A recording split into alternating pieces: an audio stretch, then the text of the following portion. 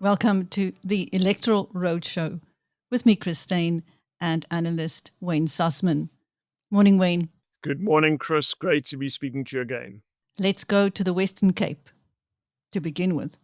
Correct. You'll remember the first round of by-elections for 2026. The DA lost 2 seats in George to the Patriotic Alliance, George, the third most populous municipality in the Western Cape. Well, the DA had a big reversal of fortunes last night. They won 2 seats off the African National Congress. One was in the Cape Winelands district, and another one was in the West Coast. We're going to start in the West Coast because this is where most of the votes were cast yesterday. And the DA won in the area of Graafwater and Elandsbaai, taking the seat off the ANC. And actually, it ended up being historically, this seat was a 4-horse race between the ANC, a local party called Cederberg Eerste, the PA and the DA. But in this particular by-election, it was the DA and the PA who were neck and neck. And the DA essentially coming close to doubling their support, growing from 18% to 35%. What is a key factor here is that the previous ward councillor defected to the Democratic Alliance and ran under the DA banner and colours. So again, he grew the party from 18% to 35%. This ward has 3 very distinct components. It was the area of Graafwater, an area where the DA has historically come unstuck, what was critical to the DA's win. The margin between it and the PA, Chris, was less than 30 votes. So another very narrow race, but a win is a win. And the DA now have this ward councillor for the Graafwater area. What was interesting in this by-election is the total collapse of support of Cederberg Eerste. They fell from 23% in 2021 to only 2% in this by-election. You also saw the ANC fall from 31% to 22%. And essentially, this is a continuation of the theme, Chris, of the DA versus the PA, the ANC losing ground in the Western Cape Platteland. They'll be greatly concerned about this. But here, the DA take the spoils. And then we go to the area of Bonnievale, to a particular area called Happy Valley. We actually had a by-election there late 2025. And here again, the ward councillor from the ANC defected to the Democratic Alliance. And the DA winning this ward as well off the ANC, growing from 28% to 40%. The ANC finishing second here, so it wasn't as bad a collapse as it was in the West Coast by-election. They fell from 47% to 37%, and the PA gaining slightly from 21% to 23%. What this means, Chris, is that this is a big morale booster for the DA, that they can show that they are able to pick up seats in the Platteland, that they are on the march on the road to the 2026 local government elections. What these Western Cape results also continue to show is that the PA, even though they didn't win these wards, are continuing to grow across the province and remain the DA's big threat going into the 2026 local government election. And just to round out on the Western Cape, we're seeing the ANC lose 2 wards here. And again, they came very close to retaining this ward in Bonnievale, but with their collapse of their support in George, losing these 2 seats in the Western Cape, in the West Coast and one in the Cape Winelands, it's clear that the ANC are in big trouble in the Western Cape. And then finally, the total collapse of a party like Cederberg Eerste, which was so prominent across the municipality in 2021, really battling here. So a big night of by-elections in the Western Cape. Okay. Back to Gauteng. Correct. Now, this is a very interesting ward. It is in the area of Ritvallei, which is Mogale City, Krugersdorp country. This is the largest municipality in the West Rand. However, if one had to look at the map of Gauteng, you'll see that Ritvallei essentially borders Soweto. So it is more like your average, it's more like a Soweto seat than a West Rand seat. And this is a traditional ANC stronghold. Chris, in 2021, the ANC got just under 3/4 of the vote, just under 75% of the vote. And here you see the ANC decline from 73% to 57%. And the part which did the damage here is a theme we've picked up on towards the end of 2025, and here we see it continue in 2026. And that's Herman Mashaba's Action SA. Action SA came second with 29% of the vote. It's a really impressive showing in a traditional ANC stronghold, and they now are continuing to make their mark in townships across Gauteng and are well placed in this year of local government elections. The DA came third here with 7% of the vote, up a percent from 2021, beating Umkhonto weSizwe, who got 6%. I must disclose that the EFF weren't on the ballot here. They got 16% last time. But Chris, the ANC cannot afford to fall from 73%, almost 75% of the vote, to below 60%. This means that if the party had to continue these with this trajectory or this trend line, they will no longer be the largest party in a key municipality like Mogale City after 2026. So across the board, the ANC having a difficult night, Chris. Indeed, Wayne.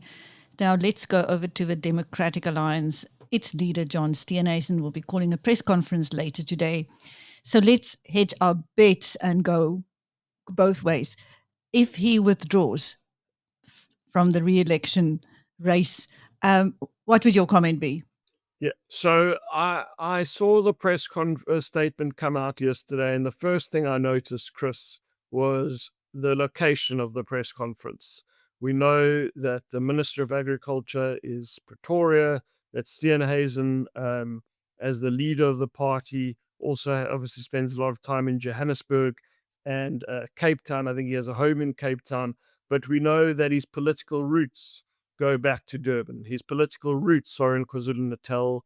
That's the province where he cut his political teeth. And as soon as I saw that location, that the press conference is in Durban, I thought that he's going to make a dramatic announcement.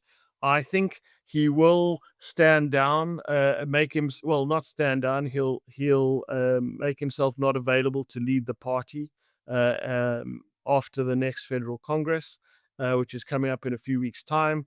I think part of the deal will be, and of course, certainly, I don't think amongst the entire agriculture the sector is he embattled, but I think with cattle farmers is currently very, very embattled over the foot and mouth vaccinations.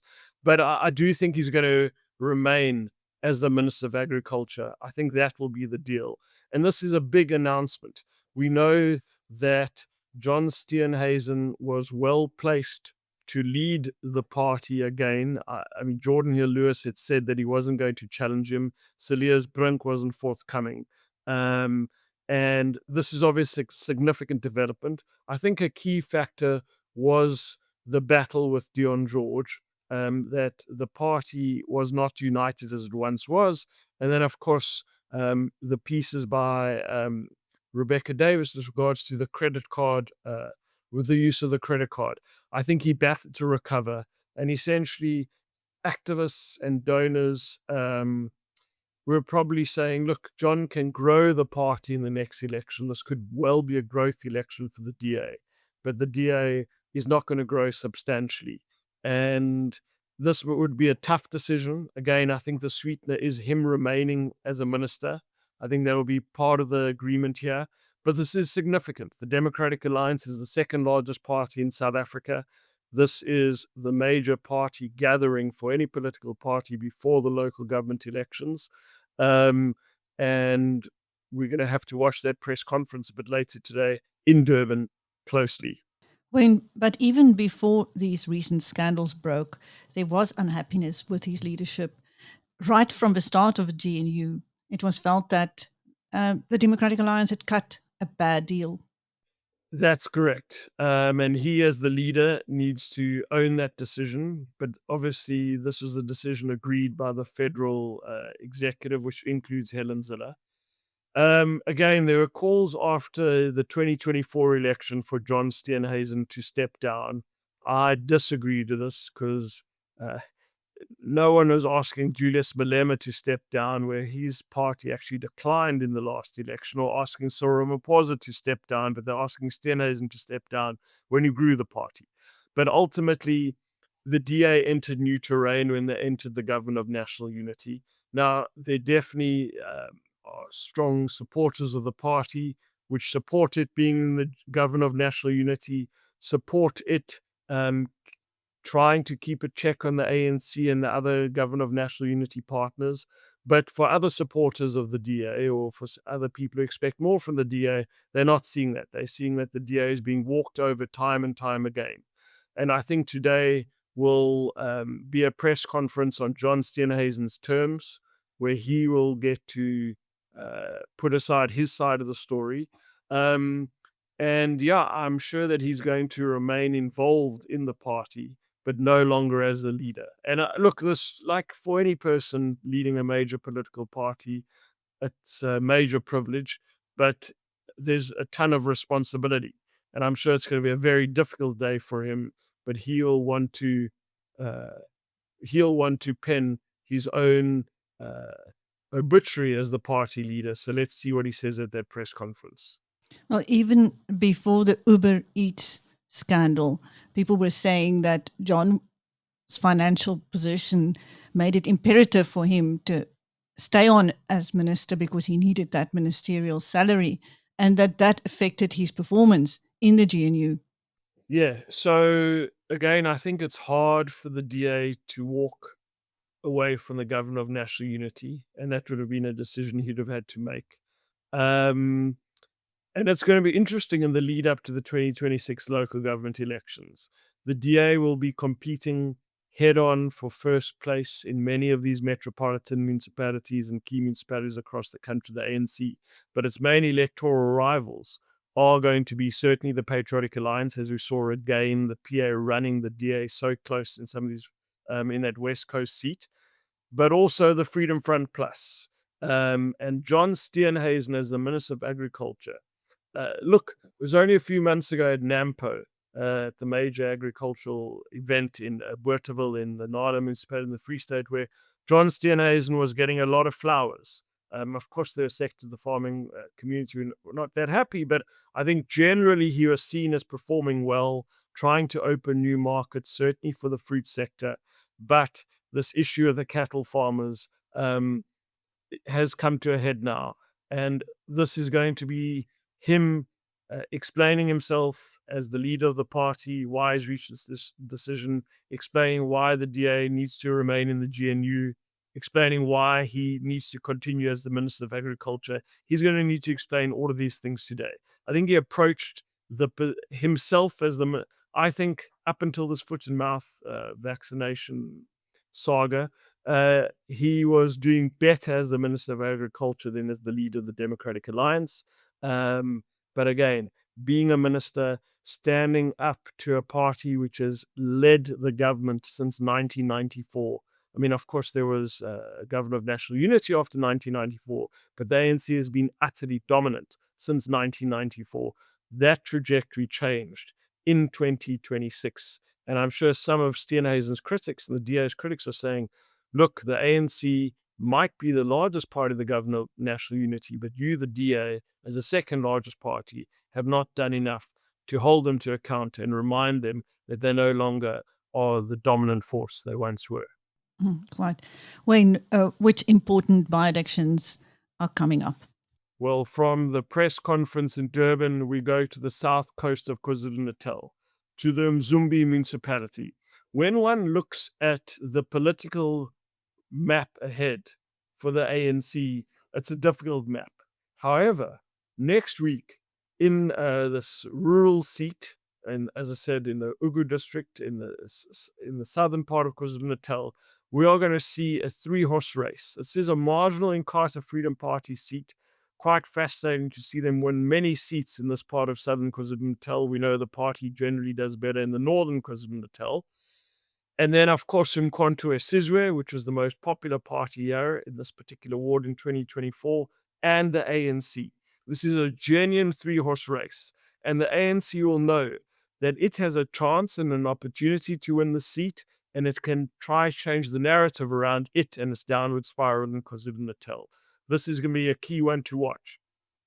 And while the DA will be popping open, hopefully, some good bottles of wine, because, I mean, as I said, one of the by-elections was in the Cape Winelands district yesterday, their honeymoon will be short-lived because the Patriotic Alliance will meet the DA in a DA-held seat in George again next week, and the PA will believe that it can go 3 for 3 for DA seats in George in the Western Cape in 2026. So 2 seats again where we can see seats change hands. Next week is going to be very interesting, Chris.